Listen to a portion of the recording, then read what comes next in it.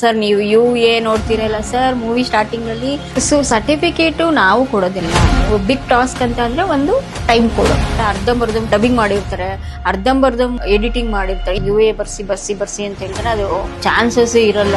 ಕೆಲವು ಪ್ರೆಷರೈಸ್ ಆಗುತ್ತಾ ನಿಮ್ಗೆ? ತುಂಬಾ ಆಗಿದೆ. ಹೊಸಬ್ರು ಕತೆ ಮಾಡ್ಕೊಂಡ್ ಬಂದಿದ್ದಾರೆ ಅಂದಾಗ ಅಫ್ಕೋರ್ಸ್ ನಾವೇನ್ ಹೇಳಿದ್ರು ಅವ್ರು ನೋ ಅನ್ನಂಗೆ, ನಂಗೆ ಗೊತ್ತಿಲ್ಲ ಮಾಡೋ ನಮ್ಮ ಕೆಲಸ ಮಾಡಿ ದೇವ್ರ ಕೆಲಸ ಅಂತ ಕೈ ಮುಗಿದ್ರು ನಾವು ಕೊಟ್ಬಿಟ್ಟಿರ್ತೀವಿ ಫುಲ್ಲು. ಸೆನ್ಸಾರ್ ಬೋರ್ಡ್ ಅಲ್ಲಿ ಕುತ್ಕೊಂಡಿರುವಂತ ವ್ಯಕ್ತಿ ಸಿನಿಮಾದವರಲ್ಲ.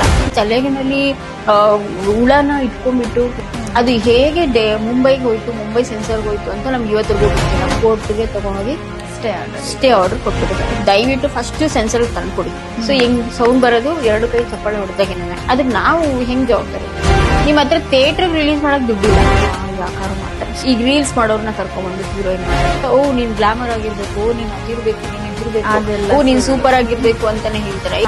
ಪಾನ್ ಇಂಡಿಯಾ ಅನ್ಕೊಂಡು ಅದ್ರಲ್ಲೇ ಅವರು ಮುಳುಗೋಗ್ಬಿಟ್ಟಿದ್ದಾರೆ. ತುಳು ಮೂವಿನಲ್ಲಿ ಮಾಡಿರೋದನ್ನೆಲ್ಲ ತಗೊಂಡ್ಬಂದು ಕನ್ನಡದಲ್ಲಿ ಇಲ್ಲಿ ರಿಲೀಸ್ ಮಾಡಕ್ ನೋಡ್ತಿದ್ರು, ನಮ್ಮವ್ರ ಜಾಗ ಕೊಡ್ಲಿಲ್ಲ. ಸೊ ಆ ಒಂದು ದೊಡ್ಡ ತಪ್ಪು ಡೈರೆಕ್ಟರ್ ಪ್ರೊಡ್ಯೂಸರ್ಸ್ಗಳು ದಯವಿಟ್ಟು ಮಾಡ್ಬಿಡಿ.